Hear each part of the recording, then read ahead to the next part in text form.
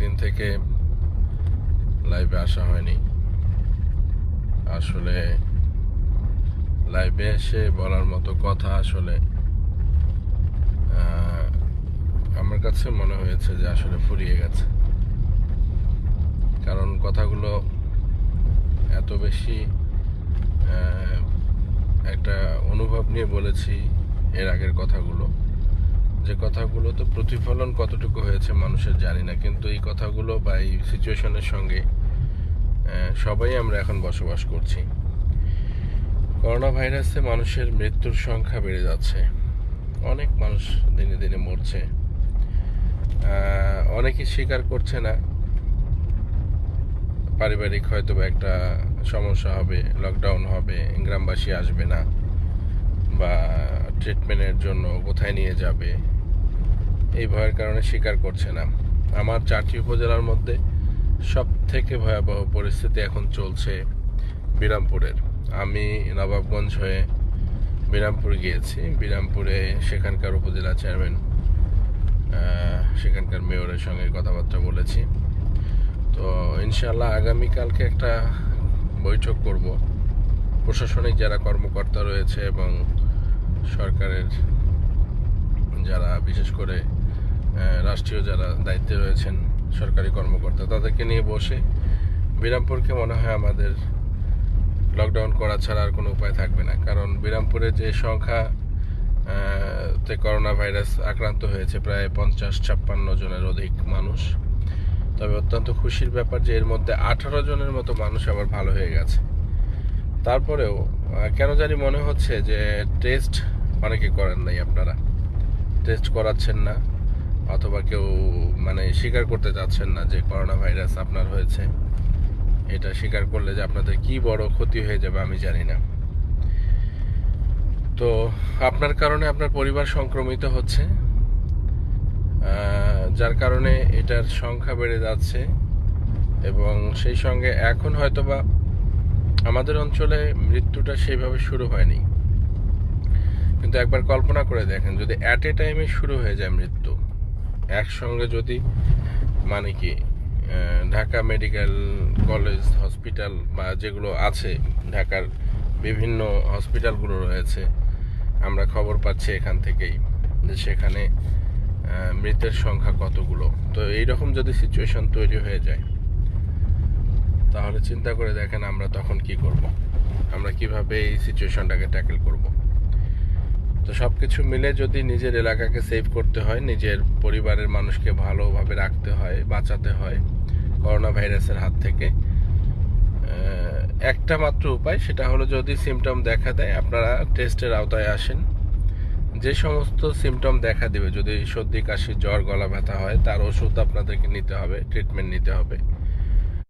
তাহলে কিন্তু আমরা সেভ হতে পারবো, তাহলে কিন্তু সুস্থ থাকতে পারবো এবং সংক্রমিত হবে না। আপনি যদি করোনা ভাইরাস আপনার হয়েছে যদি না জানেন, তাহলে এই বিষয়গুলো তো আসলে এমন একটা পর্যায়ে গিয়ে দাঁড়াচ্ছে যে আপনার কারণে আপনারা সংক্রমিত হচ্ছেন এবং সেটা অনেকের অজানা থেকে যাচ্ছে। কারো সিমটম থাকছে না, হঠাৎ করে হয়তো বা কারো শ্বাসকষ্ট শুরু হয়ে কেউ কোথাও মৃত্যুবরণ করছেন।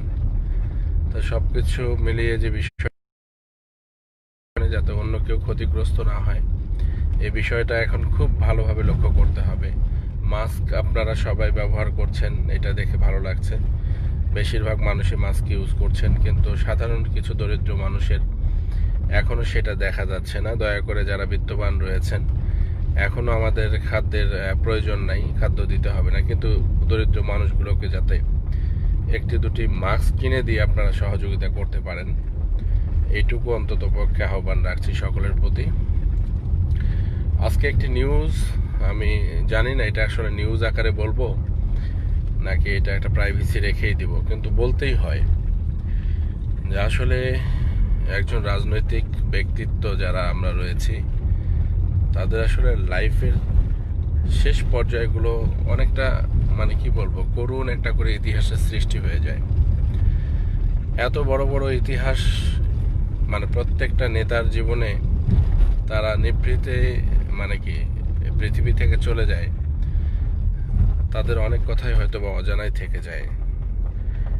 আমাদের জাতির জনক থেকে শুরু করে যারাই তার অনুসারী আছেন, এরকম অসংখ্য নেতা যারা রয়েছেন, মনে প্রাণে যারা মুজিবের আদর্শ ধারণ করে যারা কাজকর্ম করে যান, এই মানুষগুলোর আসলে স্বস্তি এবং শান্তি বলতে জীবনে কিছু আছে বলে মনে হয় না। আমি যে সময় বাড়িতে ফিরে যাচ্ছি, চিন্তা করে দেখেন এখন অনেক রাত হয়ে গেছে, নিশ্চয়ই জেগে আছেন, তিনি অপেক্ষা করছেন আমি কখন বাসায় যাব। তার মানে তাকে ইচ্ছে থাকলেও তার ঘুম আসছে না, কারণ সে ঘুমিয়ে গেলে হয়তো আমি তাকে ডাকলে সে দরজা খুলতে পারবে না। এই ধরনের কিছু সিচুয়েশন আছে যেটার কারণে অভিযোগের মুখে পড়তে হয় আমাদেরকে। এবং পলিটিক্স করতে গিয়ে দেখেন, লক্ষ্য করে যে নিজের দলের মানুষের কাছে অনেক সময় হেয় প্রতিপন্ন হতে হয়। আমরা মঞ্চে দাঁড়ালে সবাই এক থাকি, যখন নির্বাচন আসে তখন আমরা এক হয়ে কাজ করি, কিন্তু নির্বাচন হবার পরবর্তীতে প্রত্যেকটা নেতা, প্রত্যেকটা এমপি, প্রত্যেকটা জায়গাতে এই ইউনাইটেড যে বিষয়টা, এটা আসলে শুধুমাত্র মানে লোক দেখানো হয়ে থাকে। আমি যেটা অনুভব করেছি, দেখেন আমার এলাকাতে আমি যতটুকু পেরেছি ব্যক্তিগতভাবে সরকারি যে বরাদ্দ আসছে সেটাও মনিটরিং করেছি, এটাতেও দেখা গেছে যে আমার দলের মানুষের গাত্রদাহ হয়েছে, আমার নিজের এলাকাতে আমার নিজের জেলার মানুষের গাত্রদাহ হয়েছে। হাজার হাজার মানুষের পরিবারের কাছে গেলাম, প্রত্যেকটা ইউনিয়নে ঘুরে ঘুরে ত্রাণ দিলাম। এইটা তো কোনো রাজনৈতিক কোনো মানে কি উদ্দেশ্যকে সফল করার জন্য নয়। জাতির জনকের কন্যা যে কথাটা বলেছেন যে ভোটের সময় আপনারা ভোট চাইতে পারেন, দাঁড়ে দাঁড়ে যাইতে পারেন, এবার অন্ততপক্ষে মানুষ যেন না খেয়ে না থাকে, যার জন্য কিন্তু তার এজেন্ডা বাস্তবায়ন করার জন্য কাজ করে যাচ্ছি। অথচ আমার নিজ দলের মানুষ যারা আছেন, আমাদের থেকে অনেক প্রবীণ মানুষ আছেন, অনেক জ্ঞানী মানুষ আছেন আমার থেকে, এটা নিয়ে ঈর্ষা করার কোনো কিছু নাই। আমি লক্ষ্য করে দেখেছি যে আমার এই ত্রাণ কার্যক্রমেও অনেকভাবে বাধাগ্রস্ত করা, প্রশ্নবিদ্ধ করা, আমার চালচলন কেমন সেটাকে নিয়ে কথাবার্তা বলা। তো আসলে একজন রাজনৈতিক নেতা প্রকৃতপক্ষে খুবই একা, খুব একা। আজকে যেমন জাতির জনকের কন্যা, আমার কাছে কেন জানি মনে হয় যে জননেত্রী শেখ হাসিনা ছাড়া তার আর কোনো মানুষ নাই।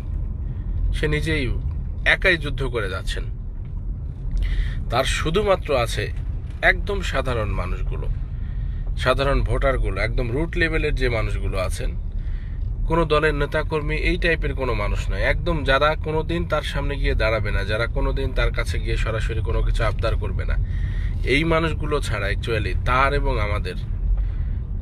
আমাদের কাছ থেকে যারা বেশি পায়, বেশি নেয়, বেশি সব কিছু করে, এই মানুষের অভিযোগের শেষ নাই। এই মানুষের মানে কি বলবো, ষড়যন্ত্র শেষ নাই। কিন্তু যারা আমাদের কাছ থেকে সরাসরি কোনো কিছু আমাদের দেখাটাও হয়তো বা পায় না, আমাদের সঙ্গে কথা বলতে পারে না, সেই মানুষগুলো আমাদের জন্য একান্ত হয়ে কাজ করে, এবং আমরা যার কারণে কিন্তু রাত জাগি, কষ্ট করি, জীবন হাতে নিয়ে চলাফেরা করি। আজকে বিরামপুরের যে সিচুয়েশন, সেখানকার যারা আমার শুভাকাঙ্ক্ষী রয়েছেন অনেকে নিষেধ করেছে, যেভাবে ঘোরার দরকার নেই, যাওয়ার দরকার নেই।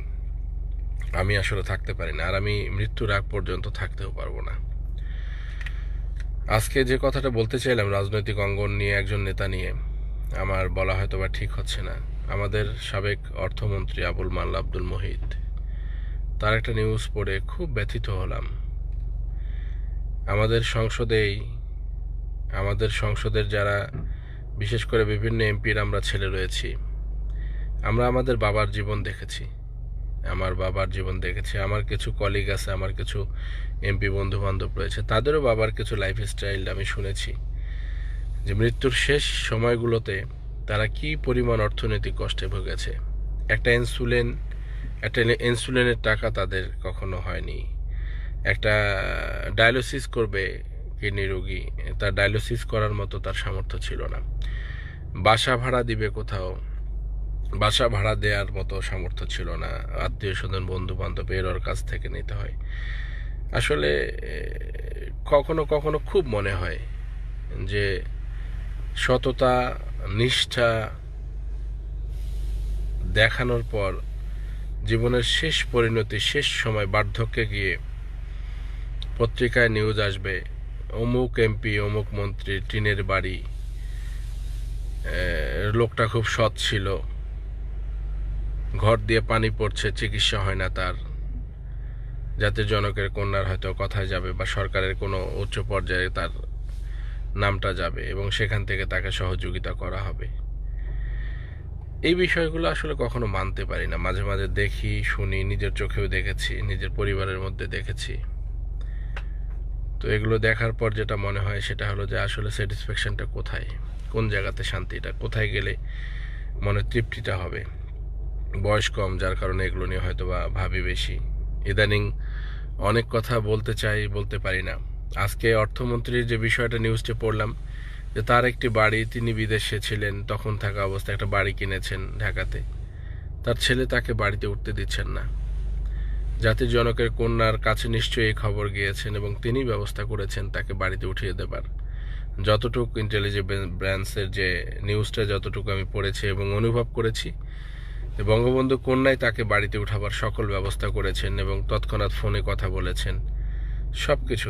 অথচ দেখেন, এই অর্থমন্ত্রী একটা সময় রাজপথ দিয়ে যাবার সময় তার প্রোটোকল ছিল, কি শান শওকত ছিল। অথচ বইমেলাতে দেখা গেছে একটা হুইল চেয়ারে করে উনি যাচ্ছেন, কোনো প্রোটোকল নাই, সঙ্গে লোক নাই। যে লোকটার সামনে আগে সাংবাদিকেরা দৌড়ে এসে দাঁড়াতো, সেই মানুষটিকে একবার জিজ্ঞাসাও করা হচ্ছে না, কেমন আছেন আপনি। একটা অসহায়ত্ব, রাজনীতি করা, নিষ্ঠার সঙ্গে কাজ করা, আর বিপরীতে তার প্রতিদান যখন সে ওই পোস্টটা থেকে চলে যাচ্ছে, এটা খোঁজ খবর নাই, একটা পজিশন নাই এবং তার কষ্টের কথা বলারও কোথাও জায়গা নেই। এমনটা আসলে প্রত্যাশা নয় আমাদের।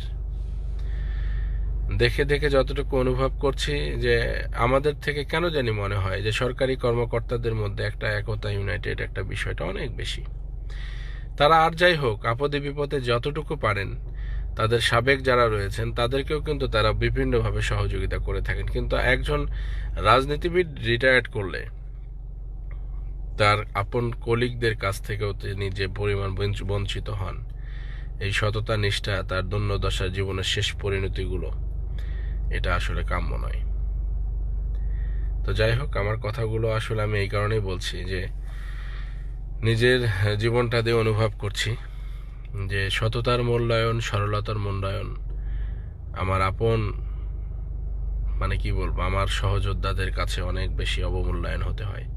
যেখানে সরলতা দেখাই সেখানে আমাকে বোকা ভাবা হয়, যেখানে ভদ্রতা দেখাই সেখানে আমাকে অসহায় ভাবা হয়, যেখানে আমার মানে কি বলবো কিছু শূন্যতা রয়েছে সেটা যদি প্রকাশ পায় সেটা আমার দুর্বলতা ভাবা হয়। তো সব কিছু মিলে আজকের আমার এই কি বলবো পলিটিক্স বা আমার রাজনৈতিক অঙ্গনের যে চিত্রটা, দেশের যে প্রেক্ষাপট, তারপরেও জেগে আছি, কাজ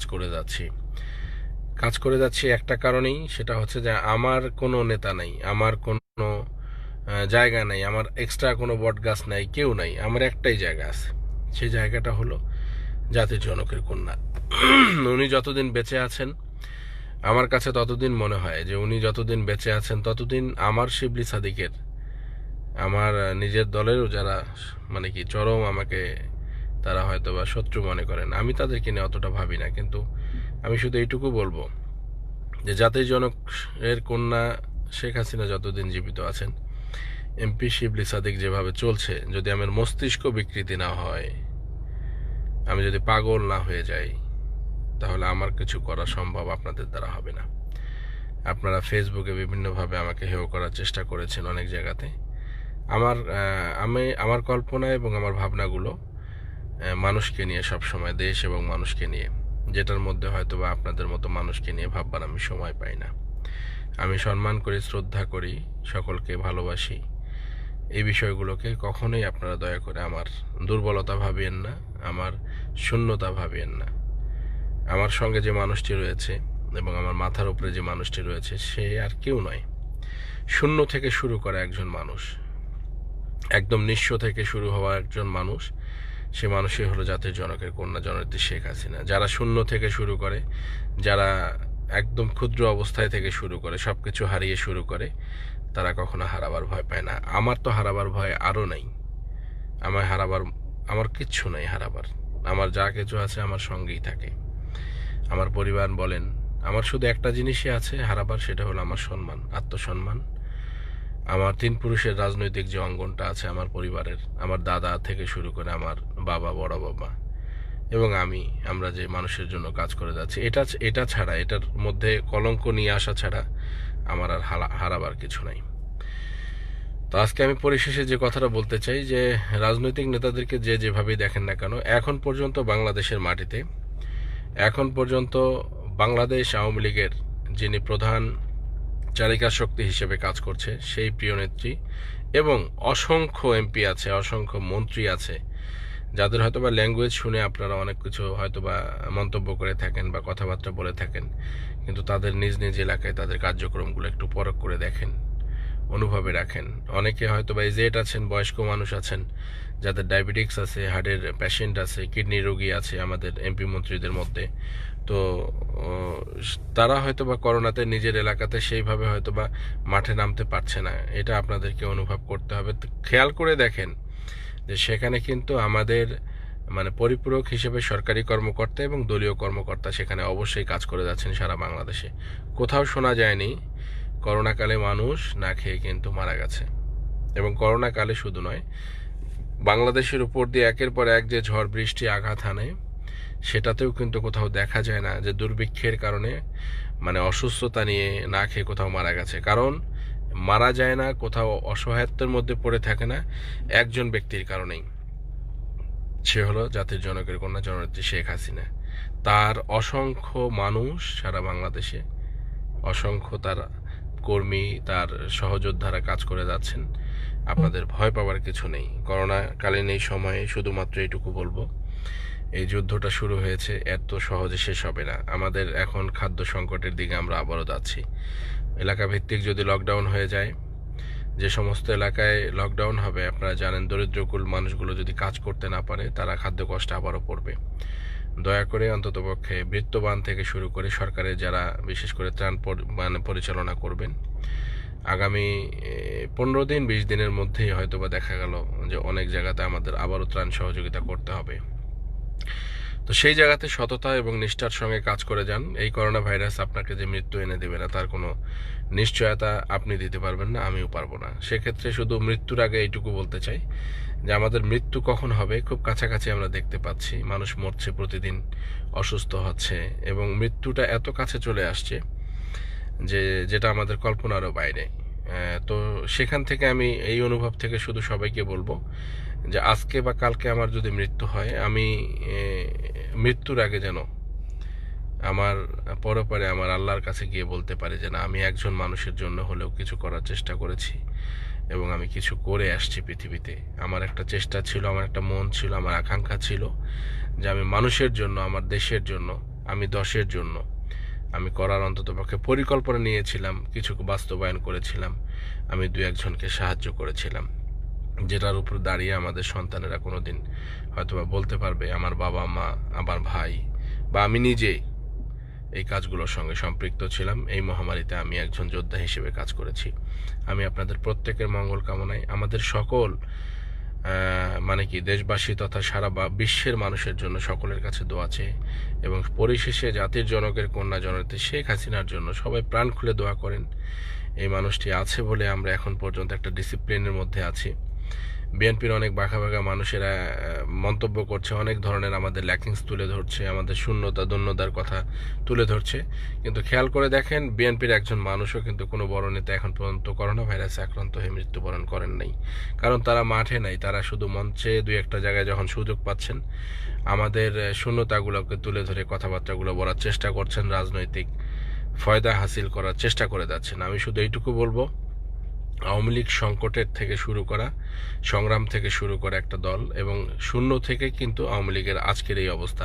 যত ক্রান্তিকাল গেছে বাংলাদেশের, আওয়ামী লীগ ছাড়া কিন্তু আর কেউ ছিল না। 52 ভাষা আন্দোলন থেকে শুরু করে আপনার 1971 এবং আজকের এই বাংলাদেশ, আপনি খেয়াল করে দেখেন সকল ক্রান্তি লগ্নে বঙ্গবন্ধুর আদর্শ, বঙ্গবন্ধুর নির্দেশনা তথা বঙ্গবন্ধুর যারা অনুসারী, বঙ্গবন্ধুর কন্যার এই প্রায় 38 বছরের রাজনৈতিক যে দায়িত্ব নেবার যে ব্যাপারটি, সেটাই কিন্তু আমাদেরকে একটা ডিসিপ্লিনের মধ্যে রেখেছে। তাই আমি সকলের কাছে বলবো, আমার প্রিয় নেত্রী জননেত্রী শেখ হাসিনার জন্য সকলে প্রাণ খুলে দোয়া করেন। এই মানুষটি আছে বলেই আমরা এখন পর্যন্ত একটা গাইডলাইন পাচ্ছি, একটা নির্দেশনা পাচ্ছি। দয়া করে এই নির্দেশনা এবং এই শান্তির বাংলাদেশ এমন যেন না হয়। আমেরিকাতে কয়েকদিন আগে একটা মৃত্যুর কারণে পুরো অব্যবস্থার মধ্যে পড়ে গিয়েছিল, দেখেছেন। আমেরিকার মতো একটা ডিসিপ্লিন দেশের মধ্যে সুপার শপ দেখবেন আপনারা লুটপাট হয়ে গেছে, পুলিশের সঙ্গে মারামারি হচ্ছে। তো করোনা ভাইরাসে যদি মানুষের খাদ্যের কষ্ট হয়, চিকিৎসা না পায়, সেই যদি আনব্যালেন্স সিচুয়েশনে, তাহলে আমরা কোথায় গিয়ে দাঁড়াবো? তো যাই হোক, এই সময় তো কেউ এসে বলবে না যে দায়িত্ব আমাদের কাঁধে তুলে দেন। অনেকে অভিযোগ করতে পারে, অনেক কাজের মধ্যে দু একটি কাজ যদি কোথাও মিস্টেক হয়ে যায়, দয়া করে কেউ অভিযোগ না করে কি করলে কাজটা সুন্দর হয় সে ব্যাপারে সহযোগিতা রাখেন। সবাই ভালো থাকেন, নিরাপদে থাকেন, সবাই মাস্ক ইউজ করেন, যতটুকু পারবেন বাইরে থেকে এসে গোসল করে যেন বাসাতে আপনারা ঢুকতে পারেন সেই ধরনের একটা ব্যবস্থা রাখেন। এইভাবে নিজেদেরকে নিরাপদ রেখে বাংলাদেশকে করোনামুক্ত করেন। পুরো বিশ্বেও একদিন করোনামুক্ত হয়ে আবারও সেই সোনালী সূর্যের হাতছানি দিয়ে আমরা মাস্ক ছাড়া সুন্দরভাবে যেন আবারও এই পৃথিবীতে বিচরণ করতে পারি, এই প্রত্যাশায় আপনাদের সকলের মঙ্গল কামনায় আমার কথা এখানে শেষ করলাম। আসসালামু আলাইকুম। জয় বাংলা, জয় বঙ্গবন্ধু।